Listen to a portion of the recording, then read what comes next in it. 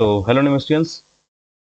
2025 का एग्जाम खत्म हो चुका है और इसी के बाद मैं लेकर जस्ट आ रहा हूँ 2025 केमिस्ट्री एग्जाम में पूछे गए कुछ सॉल्यूशंस, न्यूमेरिकल के सॉल्यूशन फिलहाल।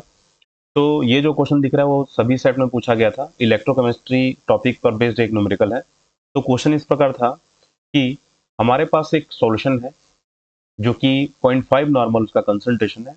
उसमें दो इलेक्ट्रोड लगे हुए हैं प्लेटिनम के, जिनके बीच की दूरी 20 सेंटीमीटर है और उनकी जो अनुप्रस्थ काट का क्षेत्रफल यानी कि मोटाई है वो कितना है, 4 सेंटीमीटर स्क्वायर है। वो जो इलेक्ट्रोलाइट है उसका जो रेजिस्टेंस है यानी कि प्रतिरोध है वो कितना है, 25 ओम है। हमको निकालना है विलयन की तुल्यांकी चालकता यानी कि लैम्डा इक्विवेलेंट, उसका कैलकुलेशन करना है। तो सिंपल सा समझाने की कोशिश करता हूँ डायग्राम से। ये हमारे पास एक सेल है।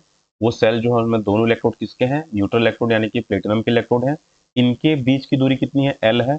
और बीच की दूरी जो एल है वो कितना दिया है, 20 सेंटीमीटर, यानी कि इनके बीच की दूरी कितना दे दिया है, 20 सेंटीमीटर दिया है। अब ये जो इलेक्ट्रोड है उसकी मोटाई यानी कि जिसको ए लिखा हूं, एरिया ऑफ क्रॉस सेक्शन बोलते हैं, कितना दिया, वो 4 centimetre square, 4 centimetre square. Square इसलिए क्योंकि क्षेत्रफल है। उसके बाद इसका जो ये जो विलयन है, इलेक्ट्रोलाइट है, ये विद्युत धारा के प्रवाह में कुछ न कुछ तो रुकावट डालेगा यानी कि प्रतिरोध उत्पन्न करेगा। तो कितना है, 25 ओम है। कितना है इसका जो आर है, सॉल्यूशन का जो आर है वो कितना है, 25 ओम है। एंड ऑब्वियस ये जो सॉल्यूशन है उसका कंसंट्रेशन भी दिया है, सी कितना दिया है, 0.5 नॉर्मल दिया है। निकालना क्या हमको, कैलकुलेट क्या करना है, लैम्डा इक्विवेलेंट हमको निकालना है, यानी कि तुल्यांकी चालकता ज्ञात करना है। तो जो तुल्यांकी चालकता होता है वो होता है कापा इंटू 1000 अपॉन एन।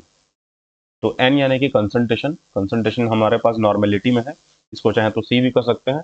तो ये जो नॉर्मेलिटी है वो दिया हुआ है कितना, 0.5 नॉर्मल दिया हुआ है, नो प्रॉब्लम, उसमें कोई दिक्कत है नहीं। अब हमको कापा नहीं दिया है डायरेक्टली, तो कापा हमको, ये जो हमको दिया हुआ है इनके हेल्प से, इनकी सहायता से हमको कापा पहले निकालना पड़ेगा। तो कापा कैसे निकालेंगे उनके हेल्प से, हम जानते हैं कि जो रेजिस्टेंस होता है वो लेंथ के अनुक्रमानुपाती यानी कि प्रोपोर्शनल और एरिया के इनवर्सली प्रोपोर्शनल होता है। या इक्वल टू कर दें, कंस्टेंट, एक कांस्टेंट लगा देते हैं, एल अपॉन ए, है ना। और ये जो रेजिस्टेंस होगा, स्पेसिफिक रेजिस्टेंस जो रो होता है उसका जस्ट रेसिप्रोकल यानी कि 1 अपॉन कापा हमको मिल जाएगा।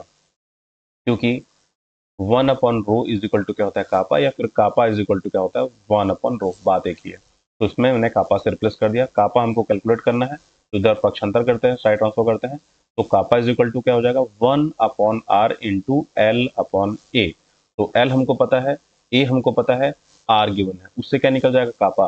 फिर इस वैल्यू को किसमें पुट करेंगे, ये जो फॉर्मूला बताया ये फॉर्मूला पुट करेंगे, तब जाके क्या मिलेगा हमको, लैम्डा इक्विवेलेंट। इतना काम करना पड़ेगा। तो चलो काम करते हैं भाई। तो आर का वैल्यू गिवन है कापा निकालने के लिए। कापा इज इक्वल टू आर का वैल्यू कितना दिया है, रेजिस्टेंस का वैल्यू कितना दिया है, कितना ओम दिया था, 25 ओम दिया था, है ना।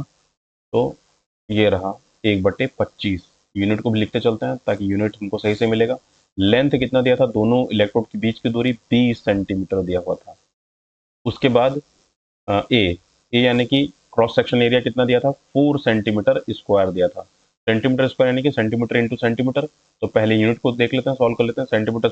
सेंटीमीटर से स्क्वायर का स्क्वायर कट जाएगा, ओम बचा यहाँ पे।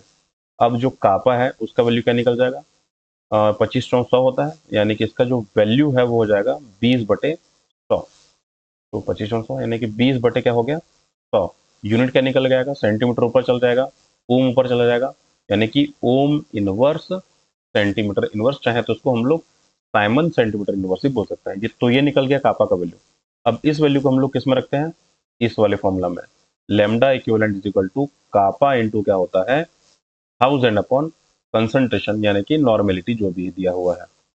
तो यहाँ से हम सॉल्व करते हैं, कापा का वैल्यू कितना कितना निकल गया, कापा का वैल्यू 20/100, 20/100 ये रहा कापा का वैल्यू।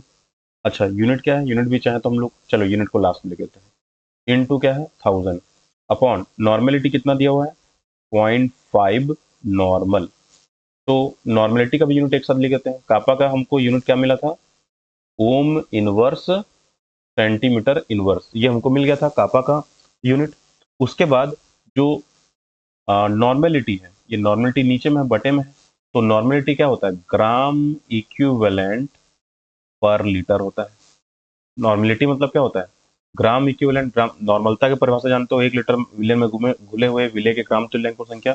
तो ग्राम इक्विवेलेंट पर लीटर। ठीक है, यही तो आ गया अपना। अब इसको हमको सॉल्व करना है, यूनिट भी और इसको भी। तो इसके सॉल्यूशन से जो भी आंसर मिलेगा वो हमारा फाइनल आंसर होगा। इसको काट दें तो एक शून्य यहाँ पे बढ़ जाएगा, सीधी सी बात है। तो क्या मिल जाएगा हमको, 10, 100 दूनी 200, और ये हो जाएगा 1000 है तो 2000 हो जाएगा, तो 2000/5, और यूनिट क्या हो जाएगा, ohm inverse centimetre inverse gram equivalent का इनवर्स, और लीटर ऊपर इनवर्स जो है ऊपर जाके लीटर बन जाएगा। इसको हल कर देते हैं, 5 24 और 2 जीरो बचा हुआ है तो 400 हो जाएगा। तो अब हमारा यूनिट फाइनल हो जाएगा 400 ohm inverse centimetre inverse gram equivalent यानी कि ग्राम तुल्यांक का इनवर्स। और यहाँ पे जो लीटर है, चाहे तो हम उसको सेंटीमीटर की घात 3 लिख सकते हैं, क्योंकि 1 लीटर जो होता है सेंटीमीटर क्यूब के बराबर होता है। क्योंकि सेंटीमीटर ऑलरेडी है, इसलिए हमको सेंटीमीटर यहाँ पे कन्वर्ट करना पड़ेगा। तो ये जो सेंटीमीटर की घात ऋण 1 है और ये जो सेंटीमीटर की घात 3 है, इसमें ऋण 1 कर देंगे तो क्या बन जाएगा, सेंटीमीटर का स्क्वायर बन जाएगा। तो इसको हटा देते हैं, और जो ऋण 1 था उसको सीधा क्या कर देता हूँ मैं, सेंटीमीटर की घात 2। ये हमारा लैम्डा इक्विवेलेंट का फाइनल आंसर आ गया। चाहे तो जो लैम्डा इक्विवेलेंट है उसको साइमन की यूनिट में लिख सकते हैं, तो हो जाएगा 400 Simon centimetre square gram equivalent inverse. ये हो जाएगा हमारा फाइनल आंसर। तो कैलकुलेशन तो है, अगर फॉर्मूला पता है तो कैलकुलेशन वैसे इजी है, कैलकुलेशन इजी है। फॉर्मूला पता है, कन्वर्जन अगर पता है तो फिर इजी है, अदरवाइज सिर दर्द ये क्वेश्चन हो सकता था। और अगर फॉर्मूला और कन्वर्जन पता है तो फिर ये बहुत ही आसान क्वेश्चन था।